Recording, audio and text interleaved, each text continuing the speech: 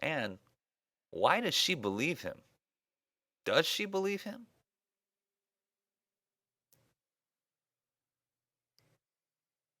Let's continue with the text.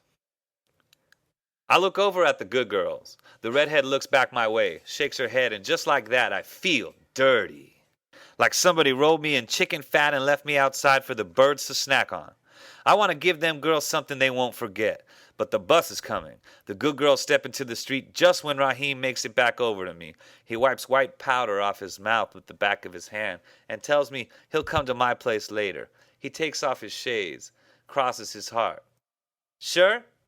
When the bus finally pulls up, there's all this commotion, people pushing to get on. I head for the back, following right behind the good girls. A blind man steps on my foot, and I tell him about it, too. Some fat woman blocks my way, so it's a few minutes before I get to where them girls are. When the bus jerks and takes off, I hold onto the rail and peek out between all the bodies to get one last look at my man.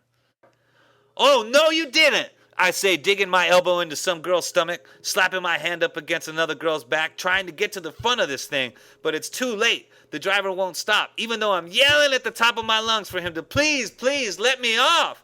I lean over and I stare out the window and see the redhead standing on the corner with Raheem. She must have sneaked out the back of the bus as soon as she got on. Raheem's all up in her face, sunglasses off, arms wrapped around her neck, his sweet brown lips pressed tight to hers. Let's stop here and answer this question. How would you describe the way the protagonist treats the other passengers on the bus?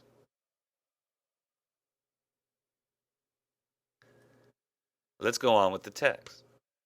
I want to kill them both. But then my mother's words come back to me. You ain't no beauty prize. The bus keeps rolling, just like my tears, down my cheeks and dripping off my chin. Who I'm going to be without him? I whisper. I wipe my face clean on the bottom of my skirt, stand up, and head for the back of the bus. Then, well, I start thinking, Raheem don't ever stay gone too long. Besides, he is cute. Really, really cute. And when you got a man like that, you can't be expecting to keep him all to yourself. Not all the time, anyhow. The driver stops 2 blocks away. He eyes me. Getting off? If I go after her, I think Raheem's going to be mad at me. Hey you, off or not? But if I act like I ain't seen nothing, he'll be by my place tonight like usual. Next stop, 17th Street, the driver says, closing the door and pulling into traffic. I sit down, cross my legs, and stare out the window.